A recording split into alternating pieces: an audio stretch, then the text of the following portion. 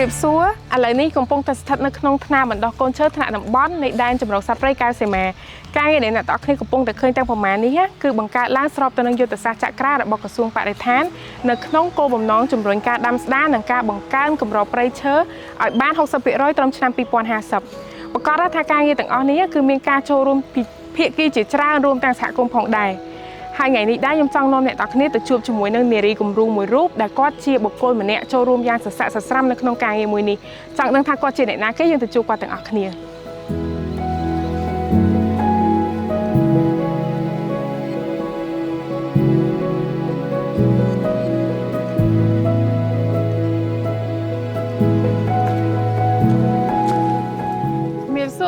จ้าจำริดส่วนนี่กระไร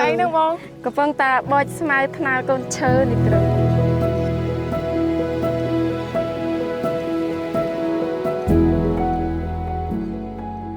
บอยประดายยมสู้ใบคลาประดานะผมเมานี่มีสมนุจราแต่ตองตันนังหือธนาดำโกนเชิญนังบองยมจังดังไทยให้ได้แบบบองเชิญดำโกนเชิญต่างอันนังตีมวยรอยยังจังดำสดากระไรดบบอลกาเปียบยังได้กระเป๋องตาเรจรันจะให้นั่งติปีเตี้ยดองจังเตอร์เมนกาเลิกตัดจัดปีกำรงเรดบ็อกยังดองจังเตอร์บานลูออยขังกำรงนั่งบานถาวิกาโจกรุงกรุษาคลาจังเมื่อในท่ายังช่วยต่างสหกรมยังบานต่างถาวิกาโจกรุษายังตีจ้าให้จังปีดำกอนเชอร์เมื่อไทยกอนเชอร์ตั้งใบแต่หน้าต่อติดนี่ติดยังเตยโจบานมวยสหกรมมวยสหกรมแต่ละบ้านยังแต่ได้บ้านในมองบ้านนี่กรุงนั่นnàoវិញនៅบ้านกาเฟ่ធម្មជាតិរបស់យើងចាចឹងខ្ញុំសុំទៅដែរបាទអ្នកគ្រូចាចាដោយតែតគ្នាបានលឺថាបង្វិលគាត់អនុញ្ញាតឲ្យខ្ញុំទៅដើរល្បាតព្រៃជាមួយគាត់ណាចឹងចង់ដឹងថាតើតួនាទីដែលជាប្រធានសហគមន៍តំបន់ការពារធម្មជាតិស្រែព្រះហ្នឹងគេធ្វើអីគេខ្លះទៅមើលជាមួយខ្ញុំទាំងអស់គ្នា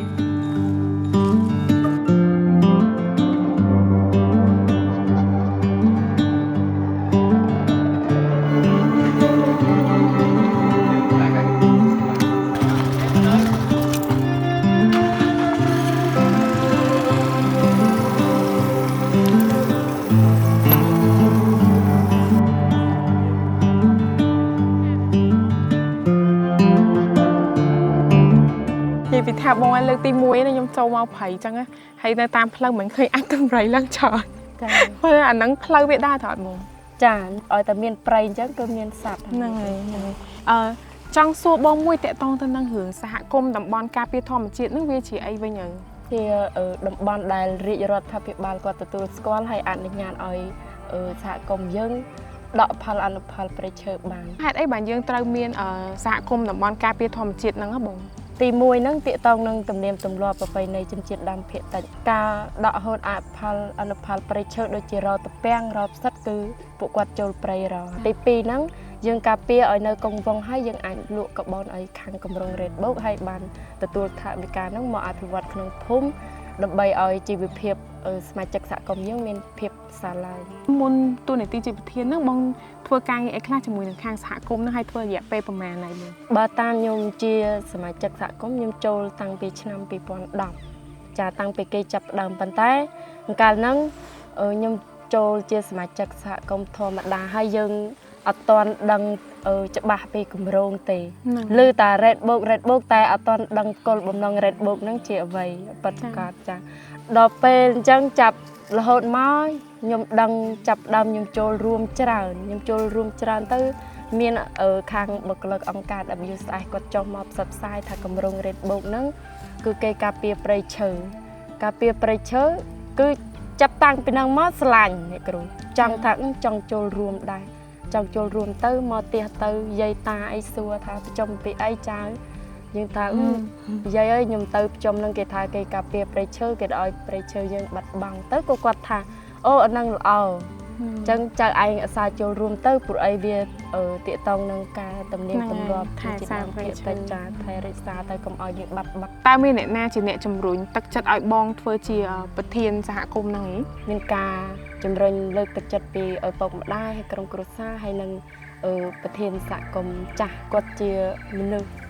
គំរូសម្រាប់ខ្ញុំមើលឃើញគាត់ធ្វើទៅច្បាស់លាស់ហើយតម្លាភាពហើយស្មោះត្រង់ បងក្នុងរយៈពេលដែលបងចាប់ផ្ដើមប្រឡូកនៅក្នុងការងារសហគមន៍ហ្នឹងថាតើរវាងមុនពេលដែលបងបានធ្វើជាប្រធានសហគមន៍ហើយនឹងក្រោយពេលដែលបងបានធ្វើជាប្រធានសហគមន៍ហ្នឹងតើវាមានបទពិសោធន៍ខុសគ្នាអីខ្លះដែរបងកាលពីអត់ទាន់ជាប់ជាប្រធានសហគមន៍ខ្ញុំដូចអត់សូវមានបទពិសោធន៍ទេឬការចាស់ដឹងចំពោះការងារសហគមន៍ហើយអត់សូវស្គាល់គេហើយក៏ភ័យខ្លាចខុសអត់ហ៊ានសួរដល់ពេលមកជាប់ជាប្រធានខ្ញុំមានបទពិសោធន៍ច្រើនខ្ញុំស្គាល់គេច្រើនខ្ញុំមានចម្ងល់អីខ្ញុំហ៊ានលើកមតិយោបល់សួរគេចា៎ហើយនៅក្នុងការងារដែលបងធ្វើតាំងប្រហែលហ្នឹងតើមានពេលណាមួយឬក៏មានការចងចាំណាមួយដែលវាដកជាប់នៅក្នុងចិត្តបងខ្លាំងទេមានការបន្ទោសផ្អាប់ចំពោះការងាររបស់យើងថាយើងនឹងជាស្ត្រីនឹងមិនបានទៅល្បាតមួយប្រុសអីចឹងហើយគេថាអើយខំការពារធ្វើអីទេទៅទៀតនឹងគេយកអស់ហើយដីព្រៃនឹងខ្ញុំថាទោះបីពួកគាត់និយាយយ៉ាងម៉េចក៏ដោយក៏ខ្ញុំត្រូវតែការពារព្រៃឈើរបស់ខ្ញុំទោះបីគេនិយាយរបៀបម៉េចក៏ទាំងអស់នឹងអត់មានអត្តពលមកលើខ្ញុំដែរ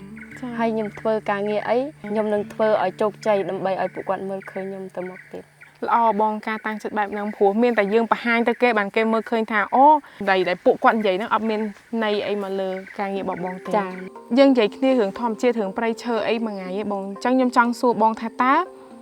ព្រៃឈើហើយនឹងធម្មជាតិហ្នឹងវាមានសារៈសំខាន់កម្រិតណាចំពោះបងហើយនឹងសហគមន៍របស់បងផ្ទាល់ណាព្រៃឈើនេះគឺមានសារៈសំខាន់ណាស់អ្នកគ្រូចំពោះសហគមន៍យើងបើអ្នកគ្រូចង់ដឹងចាំខ្ញុំនាំអ្នកគ្រូទៅមើល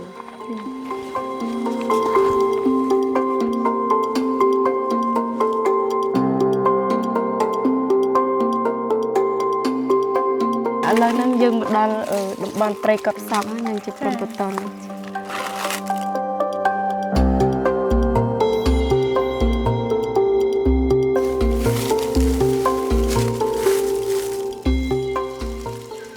ហ្នឹងគេប្រក់តពោប្រក់អីហ្នឹងស្អីគេវិញបងកន្លែងហ្នឹងជាកន្លែងព្រៃកប់សពមិនបានគេកប់នៅជុំគ្នានៅក្នុងព្រៃអញ្ចឹងហ្នឹងជាប្រពៃណីទំនៀមទម្លាប់តាំងពីដូនតាមកតើមានមនុស្សស្លាប់អញ្ចឹងយើងត្រូវតែបញ្ចុះសពនៅតំបន់ហ្នឹងតកតងទៅនឹងរឿងព្រៃឈើហ្នឹងតើវាផ្សារភ្ជាប់ទៅនឹងទំនៀមទម្លាប់បងកម្រិតណាដែរបើរឿងផ្សារភ្ជាប់ហ្នឹងគឺទីមួយយើងចង់ការពារព្រៃឈើនិងសត្វព្រៃហើយតកតងនឹងប្រពៃណីទំនៀមទម្លាប់របស់យើងអញ្ចឹង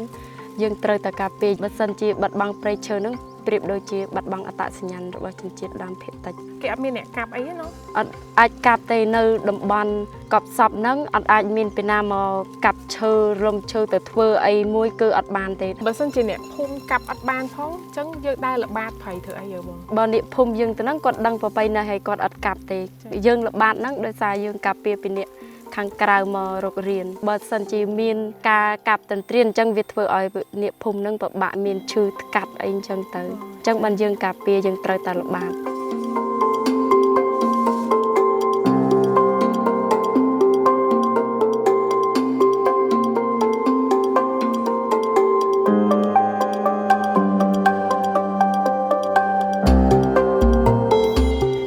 អ្នកគ្នាបន្ទាប់ពីបានទស្សនាសាច់រឿងរបស់បងវើដែលជាប្រធានសហគមន៍តំបន់ការពារធម្មជាតិស្រែព្រះរួចហើយ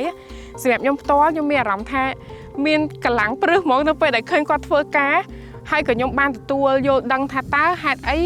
ការងារអភិរក្សធនធានធម្មជាតិនឹងវាសំខាន់សម្រាប់សហគមន៍របស់គាត់ក៏ដូចជាខ្លួនគាត់ផ្ទាល់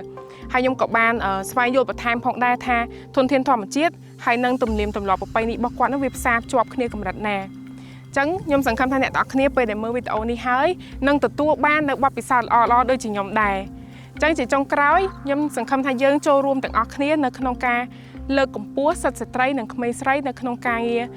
ការចូលរួមការងារសហគមន៍ក៏ដូចជាការងារសង្គមយើងទាំងមូលតែម្ដងវីដេអូនេះក៏មានតែប៉ុណ្ណឹងអរគុណច្រើនហើយជម្រាបលា